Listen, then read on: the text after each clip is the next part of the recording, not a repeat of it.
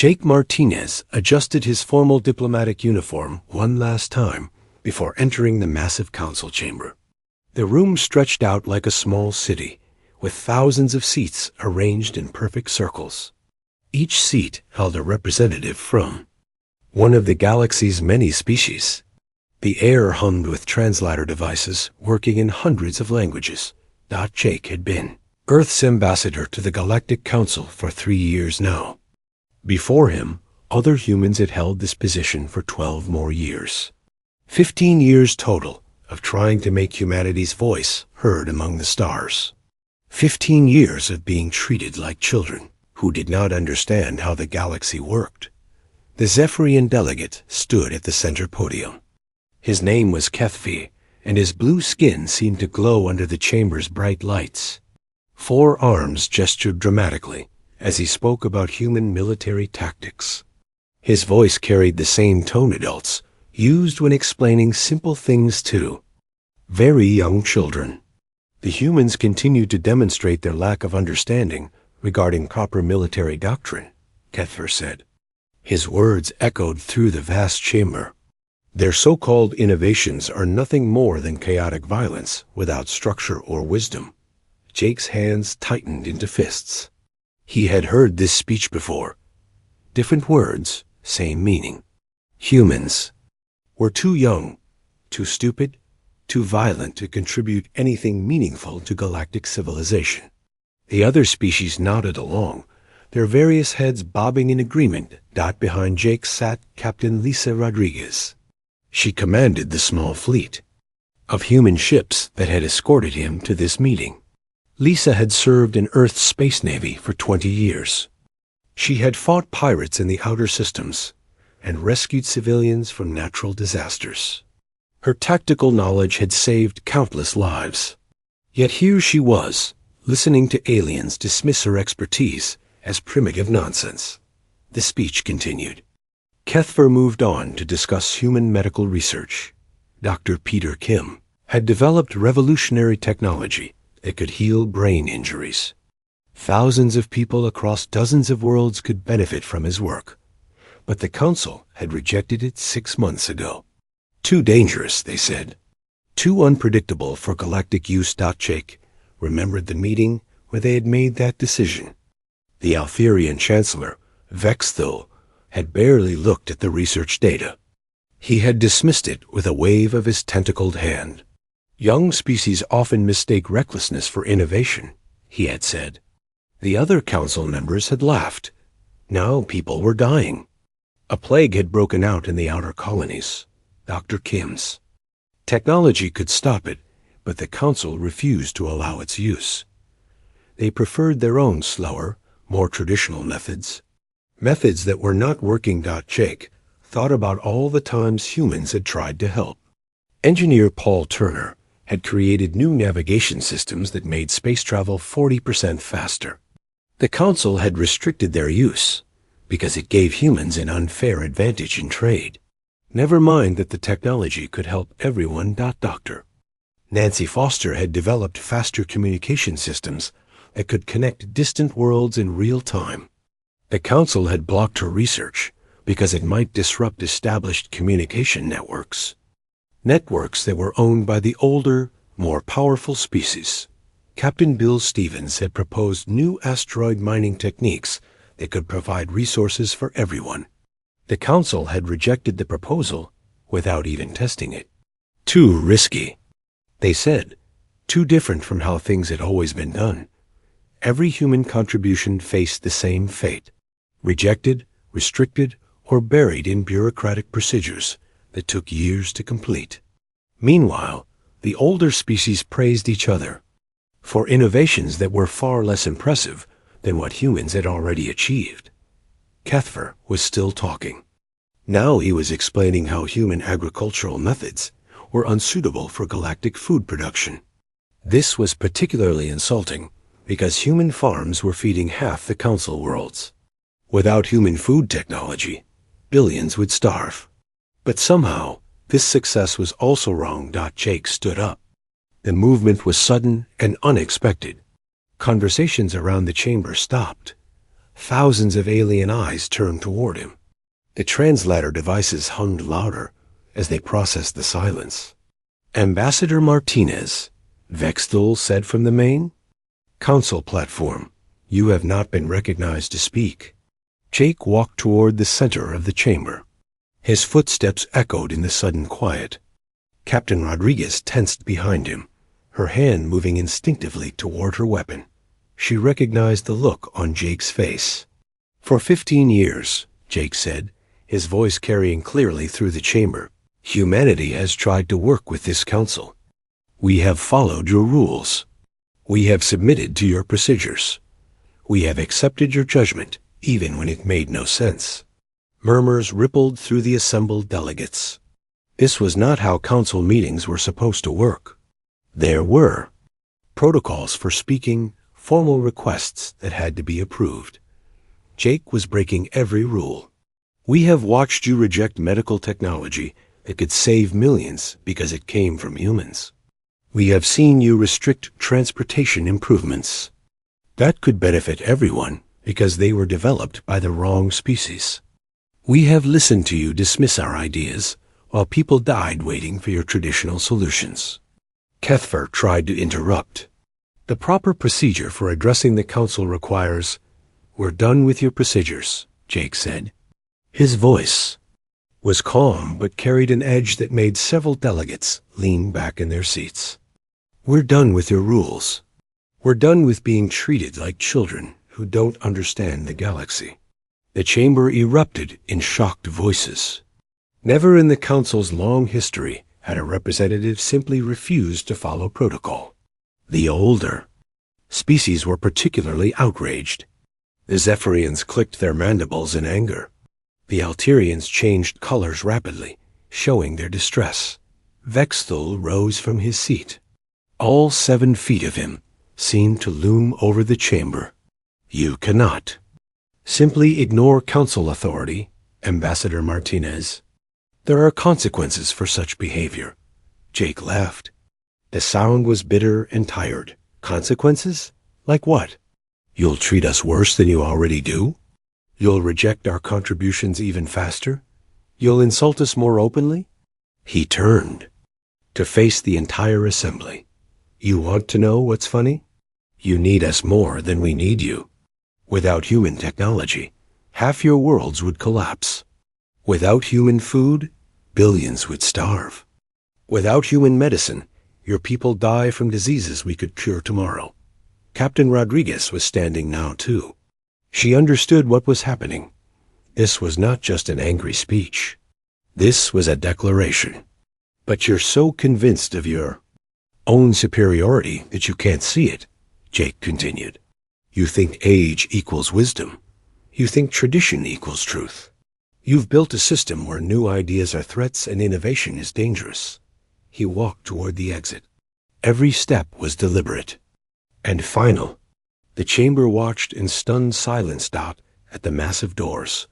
Jake paused and turned back one last time. His voice carried to every corner of the chamber. "We've tried to be good galactic citizens. We've tried to earn your respect. We've tried to prove we belong here, but we're done trying. Humanity is walking away." The doors closed behind him with a sound like thunder. In the chamber, thousands of delegates sat in shocked silence, slowly realizing that the galaxy had just changed forever. Admiral Karen Wright sat in her command chair aboard the battleship Enterprise. The bridge was quiet, except for the soft hum of computers and the distant sound of the ship's engines. Her officers worked at their stations, but she could feel the tension in the air. Everyone was waiting. The coded message had arrived 30 minutes ago. 3 simple words that would change everything. Protocol 7 active. Karen had hoped this day would never come. She had also spent years preparing for it. "Communications," she said. "Send the withdrawal order to all human vessels in council space. Use authentication code Omega 77. Lieutenant Tony Walsh nodded and began typing. His fingers moved quickly across the keyboard. Within seconds, The message was racing across the galaxy at faster than light speed. Every human ship, station, and facility would receive it within the hour. Karen stood and walked to the main viewing screen. Outside, she could see the massive Council space station where Jake Martinez had just delivered humanity's ultimatum.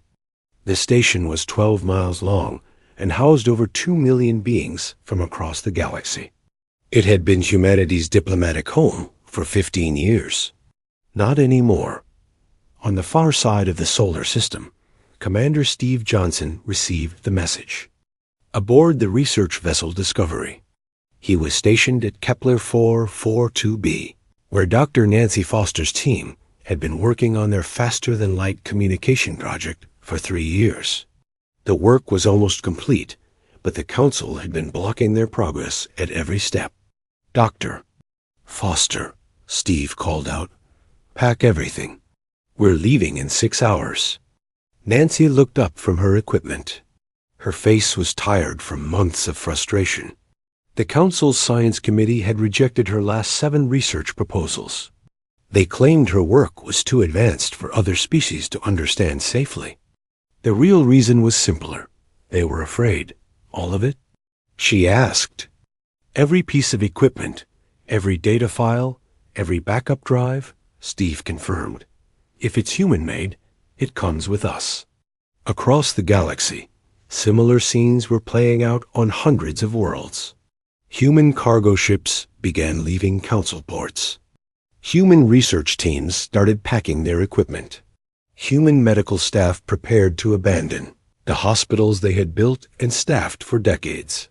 Captain Bill Stevens was commanding a convoy of transport ships near the Vorthen trade hub. His vessels carried the automated manufacturing systems that kept the Vorthen Collective's industry running. Engineer Paul Turner had designed these systems 5 years ago. They were 40% more efficient than anything the Council had seen before. Bill's communication officer, a young woman named Kate Miller, looked worried. "Captain, we're receiving urgent messages from the Vorthen administrators. They're asking us to delay our departure." "What are they offering?" Bill asked. Kate read from her screen. "Better payment terms, upgraded quarters, and a formal apology for past treatment." Bill almost smiled. "Too little, too late. Continue on course." The Vorthens had spent years treating human engineers like clever pets. They praised their work, but never listened to their suggestions. They used human technology, but refused to acknowledge human expertise. Now they were panicking because they realized how much they depended on systems they did not understand. At the medical station orbiting Proxima Centauri, Dr. Helen Garcia was supervising the evacuation of the largest human hospital in Council space. The facility treated patients from dozens of species. Her staff had developed new surgical techniques that had saved thousands of lives. The Council's medical board had repeatedly tried to limit their work. Dr. Garcia called Nurse Amy Brooks. "The Alterian Medical Council is requesting an emergency meeting. They want to discuss keeping essential human staff." Helen continued packing her surgical equipment. "Tell them we're all essential, and we're all leaving." The irony was not lost on her. 6 months ago, the Council had rejected Dr. Peter Tien's neural interface technology. They said it was too dangerous for widespread use. Now a plague was spreading through the outer colonies, and that same technology could stop it. But the Council had chosen pride over practicality. Back on the Enterprise, Admiral Wright was receiving status reports from across the galaxy. The scale of the human withdrawal was becoming clear. Humans operated 30% of the galaxy's shipping routes. They managed the agricultural systems that fed billions. They maintained the technology that kept entire worlds running. "Admiral," reported Commander Lisa Rodriguez, who had returned from the Council chambers, "we're receiving hundreds of emergency calls. The Kalthuzad Empire says their manufacturing will collapse without human maintenance staff. The Zephyrian military is requesting immediate consultation on their defense systems." Karen felt a grim satisfaction. For years, the Council had treated humans like junior partners who should be grateful for any scraps of recognition.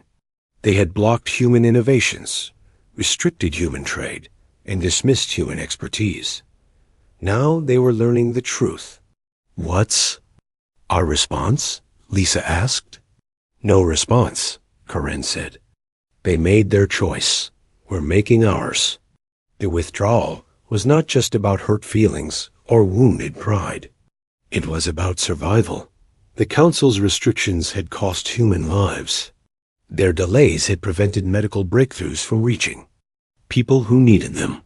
Their arrogance had turned cooperation into humiliation. Engineer Paul Turner was aboard the transport ship New Frontier, leaving the Alterian homeworld.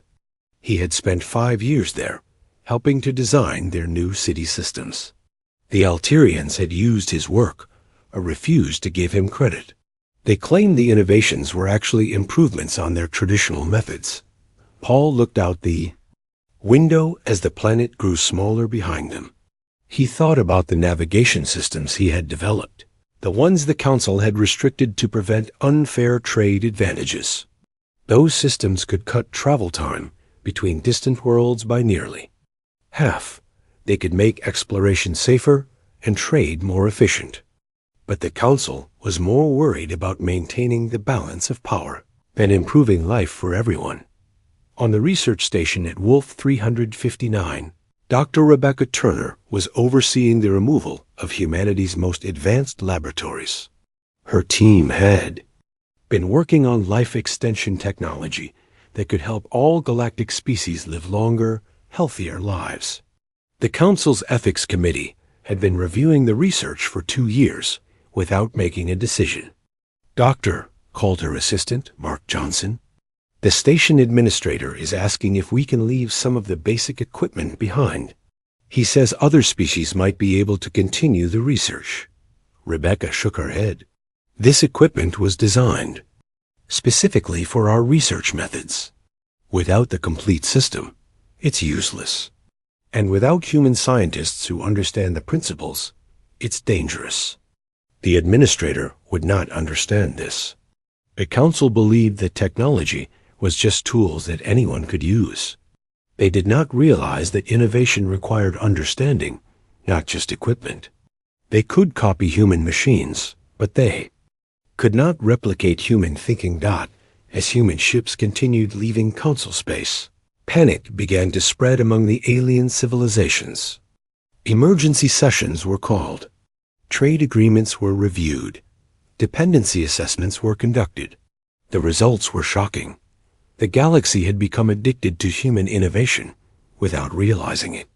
Now, like any addict facing withdrawal, the symptoms were going to be painful. 3 months had passed since humanity walked away from the Galactic Council. The effects were spreading across the galaxy like a slow poison. What had started as inconvenience was becoming disaster. Dr. Helen Garcia stood on the observation deck of the colony ship Freedom. Through the massive windows, she could see Earth growing larger as they approached home. Behind them, emergency broadcasts filled the communication channels. The plague that had been contained to a few outer colonies was now spreading to major worlds. The news reports were desperate. The Vorthan medical teams were trying everything they knew, but nothing worked. Traditional treatments slowed the disease, but could not stop it. The plague attacked the nervous system in ways that Council medicine could not understand. Only Dr. Peter Kim's neural interface technology could repair the damage, but that technology was now light years away on human ships. That Helen had worked with plague victims for 6 years. She had begged the Council to approve Peter's treatment. The medical board had reviewed it for 18 months before rejecting it as too experimental. Now millions were dying from a disease that humans could cure in days. On the bridge of the Freedom, Captain John Parker was monitoring communications from across the galaxy. The messages painted a picture of growing chaos. The Zephyrian Empire was facing rebellion in the Andromeda sector. Without human military advisors, their traditional tactics were failing completely. "Captain," called Communications Officer Kate Miller, We're receiving a priority message from General Zithkar of the Zephyrian military. John had worked with Zithkar for 3 years as a tactical consultant. The Zephyrian had always been polite, but condescending. He treated human military knowledge like interesting theories that had no practical value. He preferred the old ways, the proven methods that had worked for thousands of years. "Put him through," John said. Zithkar's image appeared on the main screen. The proud general looked tired and desperate. His blue skin had faded to a pale gray, and his forearms moved nervously as he spoke. "Captain Parker," he began, "I hope you are well. I am contacting you about the situation in Andromeda Sector. The rebels are using tactics we have never encountered. Our standard responses are ineffective." John kept his expression neutral. "What kind of tactics?" "They strike quickly and disappear before we can respond. They attack supply lines instead of military targets. They use small groups instead of large armies. It is chaos without honor or structure." John almost smiled. These were basic guerrilla warfare techniques that humans had used for centuries. He had tried to teach them to the Zephyrian military years ago. They had rejected the lessons as primitive and uncivilized. "Have you tried adaptive response strategies?" John asked. "We do not understand what you mean," Zithkar admitted. "The techniques I proposed in my military reform recommendations 3 years ago. Counterinsurgency methods, flexible unit deployment, intelligence-based operations." Zithkar's expression grew even more desperate. "Those reports were classified as unsuitable for Zephyrian military doctrine. We do not have access to the details." John felt no satisfaction in being right. Good soldiers were dying because their leaders were too proud to learn from humans. "I'm sorry, General. Those methods were developed specifically for your military structure. Without the complete training program, they would be dangerous to implement." The transmission ended. John stared at the blank screen, thinking about all the warnings he had given. The Zephyrian military was built around massive formations and direct confrontation. They had no experience with the kind of flexible, creative warfare that humans took for granted. Now they were facing enemies who fought like humans, and they had no idea how to respond. Meanwhile, on the Vorthan homeworld, engineer Amy Brooks watched the planetary infrastructure collapsing. She had maintained these systems for 8 years. The automated factories, power grids, and transportation networks all relied on human design, technology that the Vorthans had never fully understood. Amy was now aboard a human transport ship, heading for the outer colonies. Through her cabin window, she could see the Vorthan capital city. Entire districts were dark because the power distribution system had failed. The Vorthan engineers were trying to fix it, but they did not understand how the human modifications worked. The Vorthans had always praised human engineering skills. They gave certificates and awards for human innovations. But they never listened when humans tried to explain the principles behind their work. They wanted the results without understanding the process. Amy's personal communicator chimed with an incoming message. The sender was Chief Engineer Veximer, her former supervisor on the planet below. "Amy," the message began, "the situation is becoming critical. 3 major cities have lost power completely. Our engineers cannot determine why the backup systems are not engaging. We need your expertise to prevent a complete system failure." Amy read the message twice before responding. "The backup systems require manual initialization using the emergency protocols I documented in my maintenance reports. Those reports were filed with the Engineering Council 18 months ago." The reply came quickly. Those reports were deemed too complex for standard reference. They were archived pending simplification. Amy stared at her communicator screen. The Vorthans had taken her detailed maintenance procedures and buried them in bureaucracy. They wanted simple instructions that anyone could follow, not complex systems that required understanding. Now their planet was dying because they had chosen convenience over knowledge. Across the galaxy, similar disasters were unfolding. The Kalthuzad Empire discovered that their entire manufacturing sector depended on human-designed automation. Without human technicians to maintain the systems, production was dropping by 10% each week. The Crystalline Collective found that their food distribution networks relied on human logistics algorithms. Without human coordinators, food was spoiling in warehouses while distant colonies faced starvation. The hegemon worlds learned that their defense satellites used human-modified targeting systems. Without human maintenance, the satellites were slowly drifting out of alignment, leaving entire planets vulnerable to attack. In the council chambers, emergency sessions were being held daily. Chancellor Vextel looked older and more tired with each passing day. The other council members were demanding answers, but there were no easy solutions. The humans have taken all their knowledge with them, reported the Alterian science minister.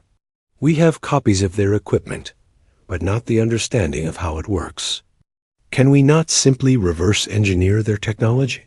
Asked the Zephyrian trade representative. We have tried, the science minister replied. Human innovations are based on principles we do not fully understand. Their approach to problem solving is fundamentally different from ours. They combine techniques from multiple disciplines in ways that seem chaotic, but somehow work. Chancellor Vextel listened to the reports with growing dread. The council had spent decades dismissing human contributions as lucky accidents or primitive solutions. They had never considered that human thinking might be genuinely different, genuinely valuable, now that arrogance was destroying everything they had built. The great galactic civilization was collapsing because they had driven away the species that had been holding it together. In the outer colonies, where the plague continued to spread, desperate governors were sending secret messages to human ships. They offered complete autonomy, unlimited research budgets, and formal recognition of human expertise. But the human ships did not respond. The council had made their choice. Now they were learning to live with the consequences. 6 months after the Great Departure, humanity was building something new. Ambassador Rebecca Turner stood at the viewing port of the independent Terran Alliance headquarters, watching ships from dozens of species dock at the massive station. These were not the same arrogant species that had dominated the Galactic Council. These were the younger civilizations, the ones who had also been dismissed and ignored. The Kalthuzad Empire had been the first to break away from the Council. Their ambassador, a warrior named Gorfic, had declared that wisdom did not come from age alone.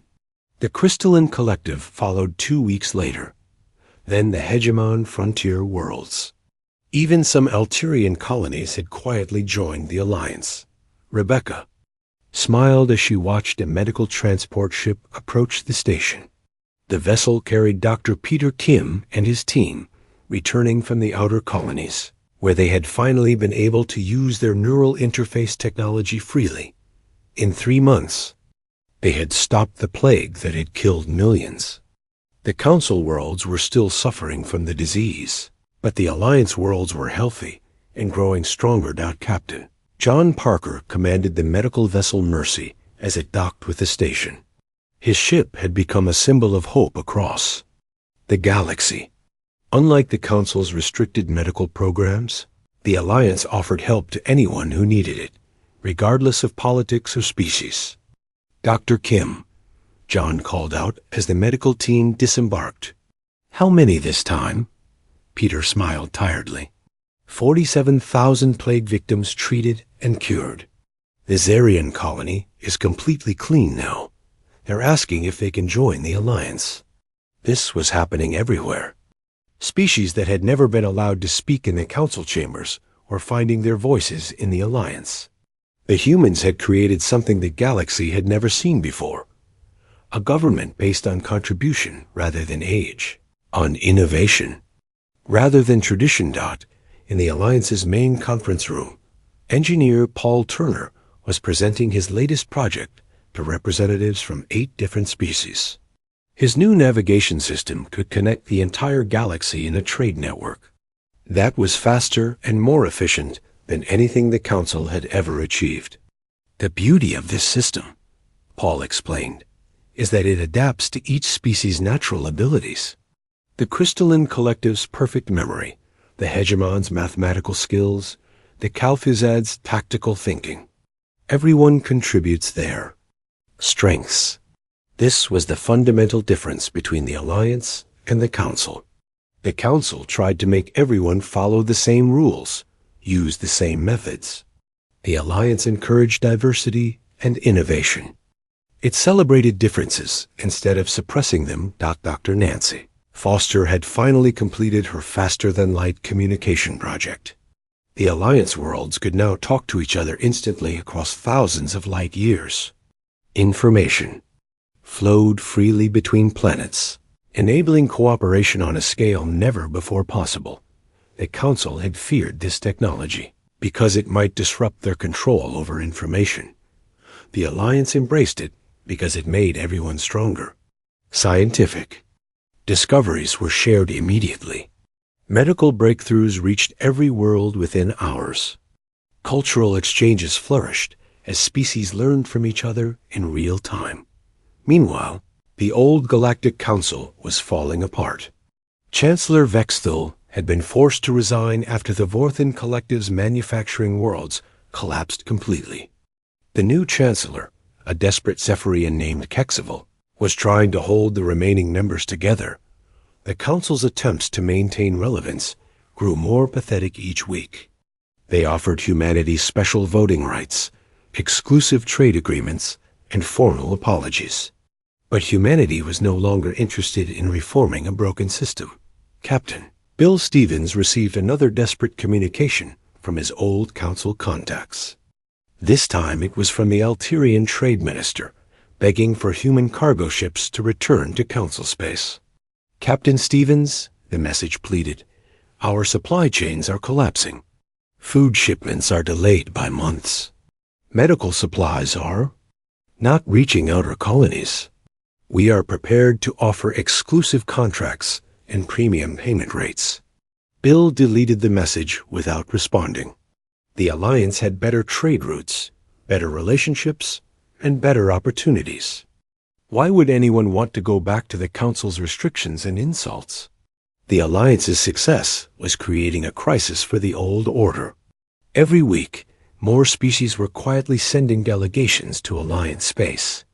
They came as observers, claiming they just wanted to understand the new system. Most ended up applying for membership. Dr. Helen Garcia had established a new medical research center on Wolf 359. Free from Council restrictions, her team was making breakthroughs that seemed impossible. Just months before, they had developed life extension treatments that could double the lifespan of most galactic species. The key, Helen explained to a gathering of Alliance scientists, is that we're not trying to find one solution for everyone. We're developing treatments that work with each species' unique biology. This was another revolutionary concept. The Council had always sought universal solutions that could be applied to all species equally. The Alliance recognized that different species had different needs and different strengths. Admiral Karen Wright watched the Alliance's growth with satisfaction and some concern. The Council was becoming desperate, and desperate enemies were dangerous. Intelligence reports suggested they were considering military action to force the Alliance worlds back under their control. Admiral, reported Commander Lisa Rodriguez, we're detecting Council fleet movements near the Zarian system. It looks like they're planning some kind of intervention. Karen was not surprised. The Council had always used force when diplomacy failed.